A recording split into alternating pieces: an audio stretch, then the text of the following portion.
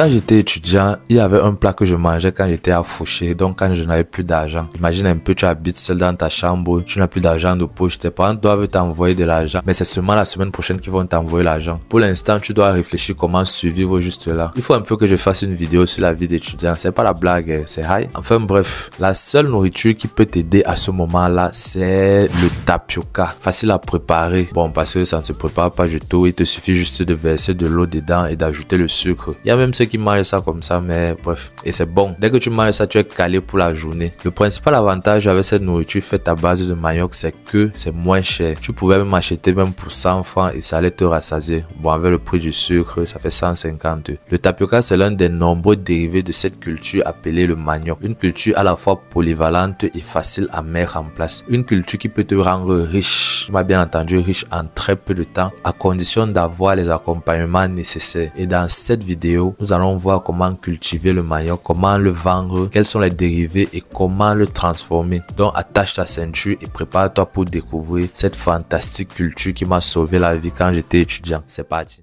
Envie de réussir dans l'agriculture? Découvrez notre formation pour débutants en 3 modules. Module 1, choisissez la culture idéale.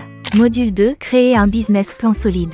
Module 3, maîtriser la récolte et la distribution. Et en bonus, nous vous offrons 10 fiches techniques sur les cultures les plus rentables en Afrique. Alors ça vous tente? Cliquez sur le lien maintenant pour commencer votre aventure agricole.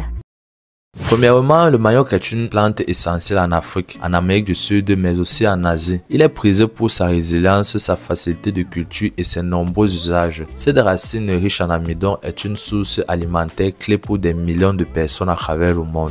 En plus d'être une denrée de survie pour de nombreux foyers, le manioc représente aussi une opportunité économique considérable pour ceux qui souhaitent se lancer dans l'agriculture. Pourquoi cultiver le manioc mis à part les avantages que j'ai cités plus haut? En effet, le manioc est une culture qui demande peu d'entretien et qui peut pousser dans des sols pauvres. Contrairement à d'autres cultures exigeantes en eau et en fertilisant, le manioc peut survivre dans des conditions climatiques très difficiles, dans des sécheresses extrêmes, ce qui le rend particulièrement adapté aux régions tropicales. Il peut être cultivé sur de grandes superficies ou dans de petites exploitations familiales, ce qui le rend accessible à tout type d'agriculteur, qu'il soit débutant, expérimenté, super expérimenté. Bref, le rendement du manioc est également un atout. En fonction des variétés et des conditions de culture, un hectare peut produire entre 10 à 40 tonnes de tubercules. Ce potentiel de production élevé fait du manioc une culture rentable. Avec une demande constante sur le marché local et international, les opportunités de commercialisation sont nombreuses. Maintenant, voyons un peu comment cultiver le manioc très brièvement. La culture du manioc commence par le choix du sol. Même s'il peut pousser dans des sols pauvres, il est préférable toujours d'opter pour un sol bien drainé, légèrement sablonneux et riche en matière organique. Un sol argileux trop compact peut ralentir la croissance des tubercules. Avant la plantation, il est conseillé de labourer légèrement le sol pour faciliter l'enracinement des boutures. Donc quand on dit compact, c'est que les racines ne s'infiltrent pas facilement. Le manioc ne se plante pas à partir de graines, mais à partir de boutures de tiges. Ces boutures, généralement entre 20 et 30 cm de long, doivent être prélevées sur des plants sains et adultes. La plantation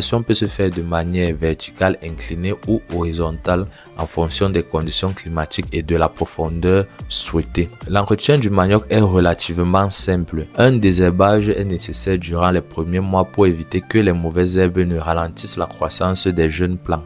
Ensuite, le manioc a une bonne capacité à étouffer naturellement les mauvaises herbes grâce à son feuillage dense. L'irrigation n'est pas une contrainte majeure car le manioc résiste bien aux périodes de sécheresse. Après 6 à 12 mois selon la variété, le manioc est prêt à être récolté. Il suffit d'arracher les tubercules du sol. Contrairement au maïs ou au riz, il n'y a pas besoin d'équipement lourd pour la récolte, ce qui réduit les coûts d'exploitation. Maintenant, voyons un peu quels sont les dérivés du manioc. Le manioc est l'un des produits agricoles les plus transformables au monde. Il est à la base de nombreux aliments consommés quotidiennement en Afrique et dans d'autres pays du monde. Le tapioca est l'un des dérivés les plus connus. Il est fabriqué à partir de l'amidon extrait du manioc et il se présente sous forme de petites perles et de semoule. Il peut être utilisé pour préparer des bouillies, des desserts et des plats salés. Le gari est une autre transformation très populaire, notamment en Afrique de l'Ouest. Il s'agit du manioc râpé, fermenté et grillé, donnant une farine granulée qui peut être conservée plusieurs mois. Facile à préparer, il constitue un aliment de base dans de nombreuses familles. La farine de manioc est aussi un produit très recherché. Elle peut remplacer la farine de blé dans la fabrication du pain, des gâteaux et des biscuits, ce qui en fait une alternative sans gluten très appréciée sur le marché international. D'autres produits dérivés incluent le foufou, la tchéké, qui est le couscous de manioc très apprécié en Côte d'Ivoire d'ailleurs, et même l'alcool de manioc. Il y a aussi la liqueur.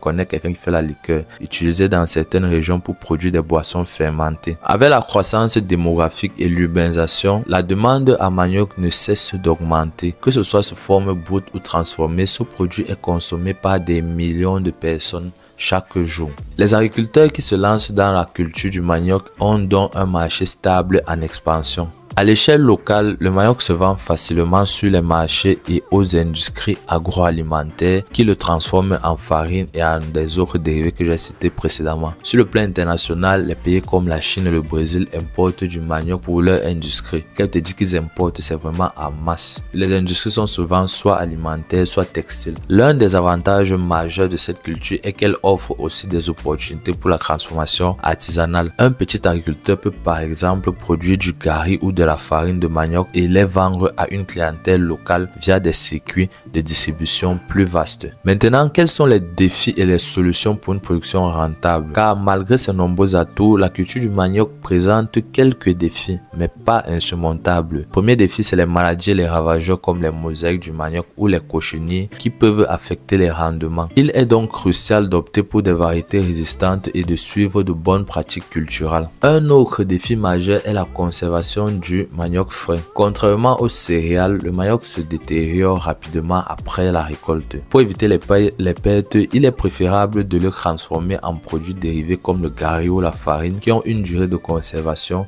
beaucoup plus longue. Enfin, l'accès au financement peut être aussi un obstacle pour certains producteurs. Heureusement, des programmes de microcrédit et des aides gouvernementales existent pour soutenir les agriculteurs. Donc, il n'y a pas de raison pour toi de ne pas te lancer si quelqu'un t'accompagne déjà financièrement. Le manioc est une culture aux multiples avantages, facile à cultiver, rentable et transformable en une multitude de produits. Il représente une véritable opportunité pour les agriculteurs, que ce soit pour l'autosuffisance alimentaire ou pour générer des revenus dans le manioc Investir dans le manioc est une décision judicieuse. Avec une bonne planification, une maîtrise des techniques culturelles et une stratégie de commercialisation efficace, il est possible de transformer cette simple racine en un véritable business florissant. Alors vraiment, qu'est-ce que tu attends pour te lancer? Dis-le moi en commentaire. Je sais pas si je peux t'aider à te lancer aussi. Et fais également tout sur mon site agribia.com pour découvrir d'autres cultures et aussi pour apprendre d'autres domaines spécifiques dans l'agriculture. C'était Afandarius de la chaîne Agribia. Je te dis à la prochaine. Ciao.